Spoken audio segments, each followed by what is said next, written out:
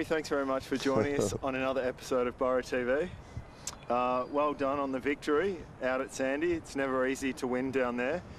Now let's go back to the opening term. We kicked the first 2 goals, had a stack of inside 50s, then probably our worst 20 minutes of the year. How did you rate it? Well, probably by my response at quarter time, Cam, I wasn't that happy. So I thought we jumped out of the blocks really, really well. We'd certainly tried to refresh the guys over that bye week, and I thought we were playing some really positive footy. But from about the 10 to 12 minute mark of the first quarter, and by quarter time, we just made so many blunders and errors. And of course, Sandringham have certainly improved their performance, I think, over the course of this year, and they just made us pay. And their counter-attack was very, very good. It was swift, it was quick, and of course, with their bigger guys actually marking close to goal, they put us under a fair bit of duress. So I thought at quarter time it just might be time to bring out the old paint peeler, and thankfully the guys responded after that, and we played some pretty serious footy for the next 3 quarters. Well, just on that, at quarter time you took the team away from the spectators. Why did you do that? And can you tell us just a little bit of what the message was about? Well, I wasn't quite sure, mate, whether we were actually going to have our quarter time huddle film, so I just thought I might just want to remove the guys from potentially where the cameras may be, and I was hoping they didn't have a long enough extension lead to actually get us over the other side of the ground. And the message was really purely and simply that it wasn't so much what Sandringham were doing which was hurting us, as was really we were contributing to what they were doing, and we just needed to take stock. And I thought we were playing some unaccountable football, and I certainly made sure some guys were aware that they were accountable to their performances. I also told them that this is not the way we play at Port Melbourne, and of course the guys had to make sure that we know there's a lot of pressure out there on the ground, but sometimes that pressure is actually self-induced by the individual and not necessarily what's going on at that situation being brought on by potentially the opposition. So it was about removing all that rubbish out of their minds and then looking at what we could control in the next 3 quarters, because that quarter was certainly done and dusted. So thankfully the guys came out of the blocks in the second quarter. We kicked the first goal of the second quarter, and then we had some scoring opportunity, and unfortunately we kicked it out in the fall and missed a couple of set shots. But I could just feel the momentum started to shift during that second quarter, and we went in, I think, only a goal down at half time. Well, just on the second quarter, it seemed like we started to get the match back on our terms early in the second. Could you sense that? Yes, I could, and it's one of the beauties of being able to spend time at ground level. I think you can appreciate the momentum changes a lot more because you're closer to the action, whereas sometimes you don't technically feel that when you're actually sitting up in the coach's box. Although at Sandringham, there's probably not that much difference between standing on the ground or being up in the coach's box. So I could certainly feel it, and it was about us making sure that when we came out in that third quarter that we continued to try and stem their flow, but also to keep the momentum our way. I thought going into half-time, a goal down was a reasonable result after a sloppy start.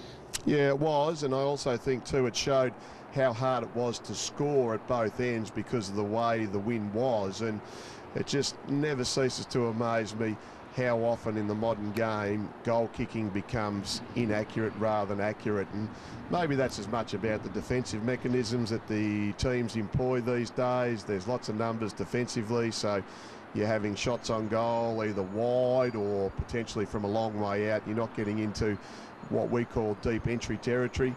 But I thought the momentum had well and truly shifted, and it was going to be a case of what we were going to do in the second half. We rejigged a couple of things at half time. We put Hugh Sandilands in the forward line. We needed a bit more mobility, I thought, in the forward half of the ground. We went a little bit shorter in defence with Tommy Langford going back there, and I think most things that we tried on Saturday tended to work, and yeah, we were able to continue that momentum shift going forward. Dan Connors looked dangerous all day, but his final term was pretty special. Yeah, well, I think he had something like 9 kicks on the day and 5 goals for from those 9 kicks, and probably if you just isolate one person, that was probably the difference, and I think that was Dan with his 5 goals. And some of those goals late in the game were crucial because of the timing, but also too they were very, very special. And if we didn't have him on that particular day, I think it would have made our job much more difficult. But we really need a lot more avenues to goal. So whether that's Bonadeo, Scott Clark in his first game for the club, I thought represented himself and the club well, kicked 2 goals. We didn't have Josh Caponi, so we had to sort of structure up with Sam O'Sullivan, and Sam certainly got a bit of confidence in that last quarter, although he did obviously miss some opportunities. But again, it was both sides, so we're certainly not singling one person out. And I just felt we just looked a little bit more dangerous with Huey Sandlands up there. He ended up kicking 2 goals for the day, so it was a good return for Huey because he had to come in late when Dan Noonan was too sick to play. Sandringham at home are always a handful. This was an important win for us. Well, it was, because then when you walk off the ground after the match and we've got 4 points on the board and you're told that Essendon had just beaten Box Hill in a close game as well. So the competition in relation to where teams are on the ladder and who's playing well and who's potentially just a bit below their performances that they would be happy, you could probably go down to about 11th or 12th place and know there's really only a game or 2 in it. So to win and keep going forward and try and hopefully finish in the top 4 is just crucial. So I think that's now we've played away 6 times and I think we've won 5 out of those 6. So the away games, certainly from a winning point of view, are just worth their weight in gold. Yeah, the boys were pretty resilient. What pleased you most from the day? Well, I think that word resilience, and also too the relentless pressure that they applied after quarter time, and we could have quite easily felt that that particular match was slipping away, and sometimes you think to yourself, well, are we going to find a way to win the game? And we certainly were able to do that in a real positive fashion. It was a collective, I guess, contribution, and a lot of the pressure that was applied internally by the senior group on our younger boys, I thought was certainly warranted, and it was good to see that both the older group stepped up when needed, but the younger guys also stepped up. And I was really happy with Nick Prowse's performance in the ruck. Certainly when you think he's got to come up against guys that are potentially 6'10" or 11 and that have played a little bit of footy at a higher level, I thought that Tommy O'Sullivan just continues to be one of our most consistent players. We had the introduction of Scotty Clark in his first game, kicked 2 goals. Huey Sandlands hasn't played a senior match since last year. So really, when you look at our performance, it was pretty solid right across the board. Shane Valenti had the class, Toby Pimwell had the grunt, and even Johnny Baird as captain had to play a captain's role going back into defence once we made the move of Hugh Sandlands forward, and of course then with Dan Noonan not being able to play. So all in all, I think it was a good contribution and a much needed 4 points. Away game 1, and of course we move on to Essendon now in a week's time. Well, just on Essendon, as you know, football moves pretty quickly.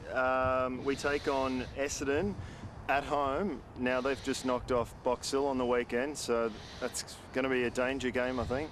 Oh, look, every week's a danger game, Cam, and of course they also came from just on 5 goals down at 3/4 time against Frankston the week before, so their performances have been pretty consistent. I think even if you go back a couple of weeks before that, they just lost a really tight one to Werribee by only about a point, I think it was, from memory. So we know what we're up against. We're going to have to regroup. We're going to have to look at eliminating those sort of 10 to 15 minute periods where we just become, probably to use a word, uncompetitive.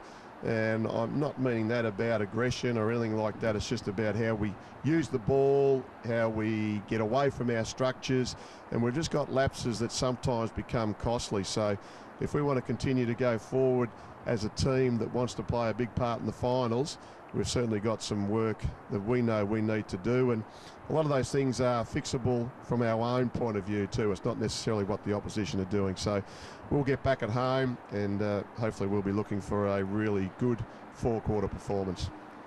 Are we likely to regain any injured players? We should. Will Johnson got through his first game for a month in the development team.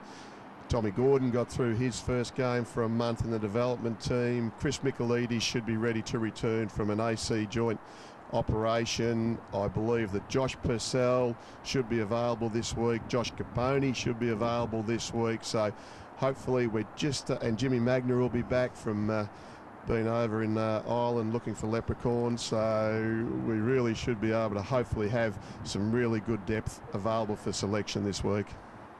And just in closing, at the start of the year, our aim was to finish top 4, so these home games on the run home are very crucial. Well, they are, because we always believe that we play well at home, although we did drop 2 weeks ago to Footscray, so that certainly burns. And if you can win a huge majority of your home games, then potentially the away games that we know are always difficult don't become such a hard chore to achieve. So yeah, we've got to certainly take this game and be very strong at home this weekend. Gary, thanks very much for joining us on another episode of Borough TV, and we wish you all the best of luck on our campaign against the Bombers at home on Saturday. Thanks, Cam. Borough TV is a Port Melbourne Football Club production.